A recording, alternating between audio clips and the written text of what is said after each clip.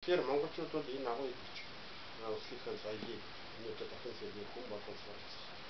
Энэ бичгээ сурах шаардлага хүн болгонд аюул гэж би энэ үгээр хэлж байгаа та. За тэгээд энэ сургуулиудад яг нэг хамгийн төлөвлөсөн заасан мэтлээ байж байгаа. Гэвч энийг бол одоо сурах хөдөлгөөнөөс илүүтэй боломж байна. Тэгээ энэ бичиг соёлыгаа одоо дээдлэх үүднээс сүүлийн жилүүдэд орчуулгын хэлээс хамгийн хатамж авч явж байгаа. Тэрний нэг нь одоо сүүлийн 3 жил араас нь бичиг соёл гэдэг үзэсгэлэн байгууллаа. Тэр үзэсгэлэн бол олон жил болоод байгуулж байгаа. Хамгийн сүүлийн үзэсгэлэн энэ жил 6 сар гарсан. Энэ үзэсгэлэн байна. Энэ үзэсгэлэнгийн каталог харуулъя. За бичиг соёл үзэсгэлэнгийн үеэр гарсан энэ каталогийг бол англи хэлээр зөвхөн нэг юм үүтэй тайлбартай босод бүх бичгүүнүүд монголоор хэлсэн юм онцлогдсон каталог. Энэ үедээ бидний ажиллаж байгаа асыг арчив. За энэ үзэсгэлэнд бол манай уран бүтээлч их амжилттай заахан оролцож өөрсдийнхөө бичсэн зүйлийг жирийн хүмүүсээс гадна уран бүтээлчид бүгд одоо оролцож хэлсэн. Гадны одоо энэ Япон солонгосын уран бүтээлчид өөрсдийнхөө бичиг зүйлийг манайхад одоо ажиллаж харахад энэ үзэсгэлэнд оролцсон байж байгаа. За ийм бичиг соёл үзэсгэлэнгийн бас нэг онцлог бол монголчууд энэ бичиг өөрсдийнхөө бичгэн дээр уламжлалтай каллиграфийн урлаг буюу уран бичгийн урлагийг хөгжүүлж ирсэн. Тэрнийг одоо үзүүлэх хэрэгтэй болж байна. За одоо энэ манай уран бүтээлчид хандрын өөрийн уран бүтээлч өөрсдийнхөө каллиграфийн урлагийн бүтээлийг бас нэг үзүүлж байгаа. Одоо өнөөдөр манай залуучууд ийм сайхан суралцж бичиг соёлоо болов дээдлэж байна. Энийг одоо бид цааш олон одоо өргөжлүүлэн гарах юм ажиллагаа. Тэгээ энэ хэсэг одоо материалаар хийсэн. Сийдэр хийсэн. Тэгээ энэ зураг мөрөлтөө бас бод ингээд өөрөөр хэлбэл энэ contemporary art чиглэлээр энэ перформанс арт гэж байна. Энийг одоо хийсэн манай залуу бичдэг байж. За тэгээ баярмалаар хийсэн байж байна. Энэ альсаар хийсэн үйл ингээ одоо энэ үзсэн бол жилээс жилд өргөжж нэг бол энийг одоо бас үзэсгэлэнтэй хэлэхэд энэ модерн арт болгоод энэ зураг болсон байна гэж хэлж хүмүүс оролцож байна. Заавал мөрөдлийн уран бүтээлчд үгүй. Одоо ер нь бичиг соёлыг хэлж суралцж байгаа хүмүүс бол хүүхдүүд аюулгүй оролцож ийм одоо хэлсэн. Одоо номын сургуульч тэтэр авч бүгд л одоо хүмүүс бүр одоо Монгол хүмүүс энэ уран зураг хийсэн баримттай бичгээ сурыг бичгээ үндэснийхээ бичгээ хийсэн одоо хүмүүс болгон оролцож байсан байна. Жил болгон жил болгон одоо сүүлийн 3 жил болоод энэ хоёр каталог бол түрүүч 2019 он каталог байна. Энэ ингээд одоо ийм ажил байна. За Монголын энэ бичгийн соёл бичиг үсгийг бол дэлхийд дахина бид одоо өөрснөө сүүлийн жилүүдэд нэг хэсэг таахгүй байж байгаа юм тийм ээ. Дэлхийд даяар бол дэлхийд хангалттай бичгээ гэдэг одоо ингээд Германы Брукман гэж хэвлэлийн газраас 92 онд бичгийн соёлын тухай ном гаргасан байна. Тэр номон дээр дэлхийд төгссөн хамгийн одоо 13 хамгийн төгссөн бичиг өнгөөр ялгарсан. Тэрний одоо энэ нэг нь бол Монгол бичгээд энэ нэг нь энэ хөхөн бол кирилл бичиг нь одоо хийж байгаа. Хойчны зөвлөх хурдаас болсон гэж байгаа. Энэ шарын хятад байж байна. За тэгээ энэ улаан нь бол латин бичиг. Монгол бичиг нь хэлхий танстай. Энэ дээр нэг нь хэлсэн байна. 13 бичиг нэрэнд орсон. Ариман, Солонгос, Япон. Одоо ихээр 200 хэдэн орн байдаг үстэй 200 гаруй. Тэрний 13 хамгийн хэрэгсэн бичгнэр нь манай өөрийн монгол бичиг байх нэ. Тэгэхээр манай одоо бичиг бол дэлхийд танстай тийм ээ. Ийм одоо агуу их бичгийн соёлтой авах нь дэлхийд дахин нэлээд зөвшөөрөл өгөх. Эдгээр судлаачид үздэг байна. Ийм учраас бид бол одоо энэ цаашид одоо суралцж өгөх маа гэж. За энэ одоо Чингис хаан гэсэн санаа. За энэ бас сайн хөтөлбөр энэ Чингис хаан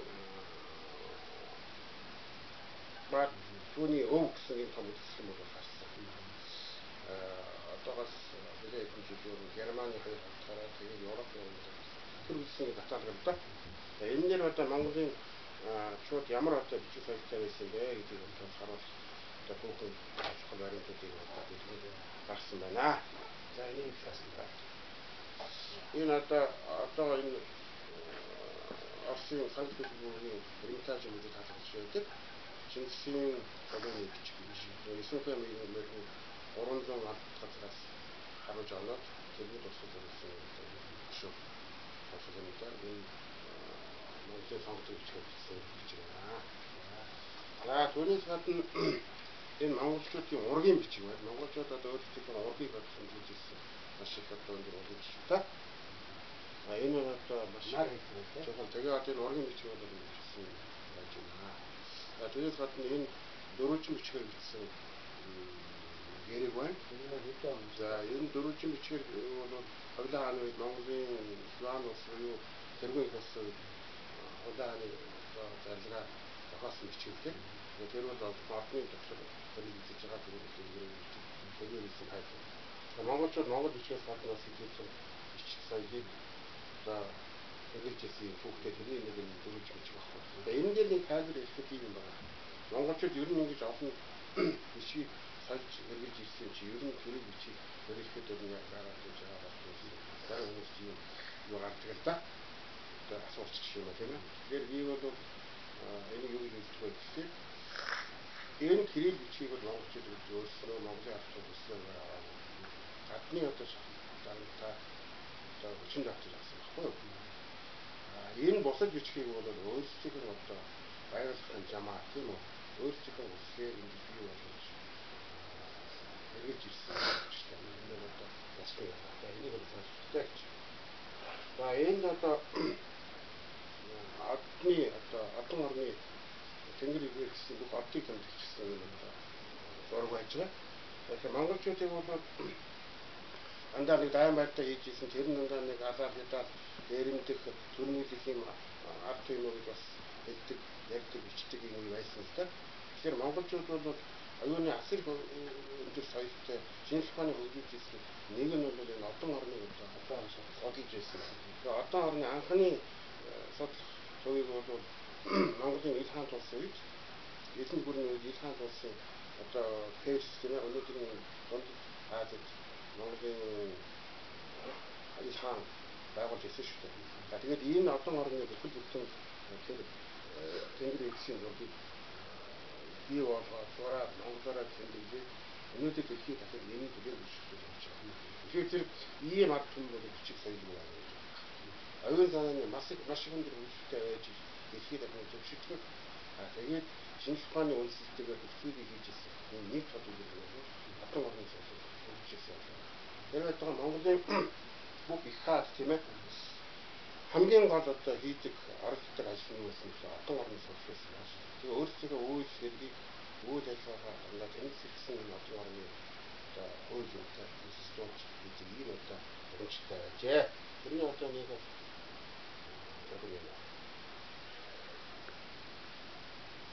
за энд үйлсэн дээр бичсэн бичигээс үйлсэн дээр бичиж бас гараад ирсэн. Одоо саас бол өндөр бий болсон том гайхалшиг монголчууд өөрсдийнхөө одоо бичиг бас үйлсэн дээр бичиж байсан. Саасны бас үйлсэн хэлбэрийг болж байна. Саас ч ийдсэн бол одоор гарч ирсэн юм шүү дээ.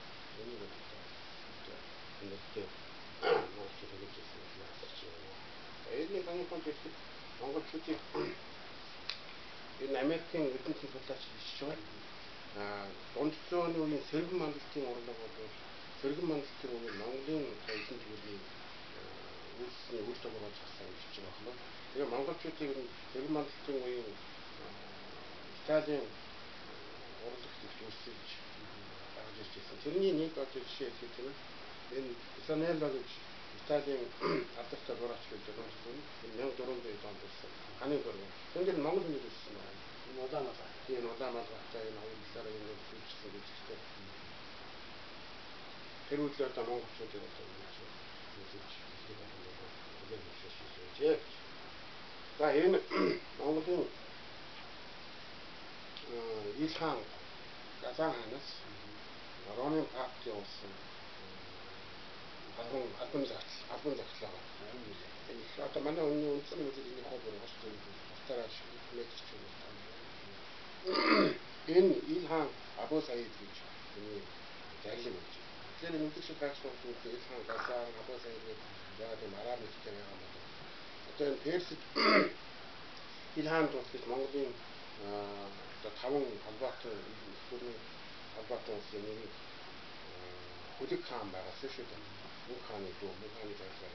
Тэгэхээр 200 гаруй жил одоо ноёнхож энэ Илхан тус яаж явахдаа монголчууд нэгдээ лалын шишинд ороод тэгээ одоо өнөөдөр Монгол хүн бас гадаад нэртэй хүн байна шүү дээ. Долмаа гэж одоо жишээлбэл түүнд нэртэй биз. Тэр шиг тэр үед бас одоо арабын Мусмаш нэг авсан. Тэгээд энэ хаан бол Абу Саид үзсэн. Энэ газар гэж юм байж байна.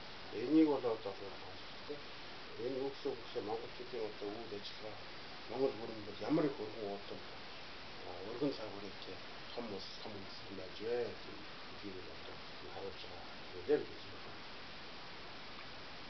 За энэ номын утас номыг одоо ном хэвлэж ном урдчлаар номын урд гэж байдаг тийм үү? Одоо энэ маш том урдтай. Энэ бол Монгол маш их дээрээс үүсэж ирсэн. Том соёлын нэг энэ бол Монгол бичгээр төгдөө тутаар бичсэн байна.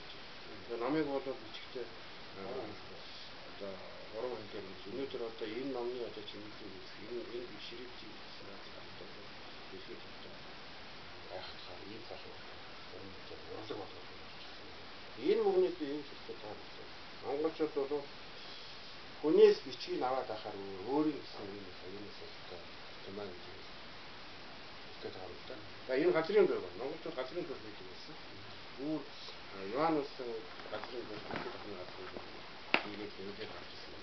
Тэрний одоо нэг жишээ бол газрын ганц нэг дөрөвнүүд дандаа монголоор бичсэн. Гол хараад бичгээр харж байгаа.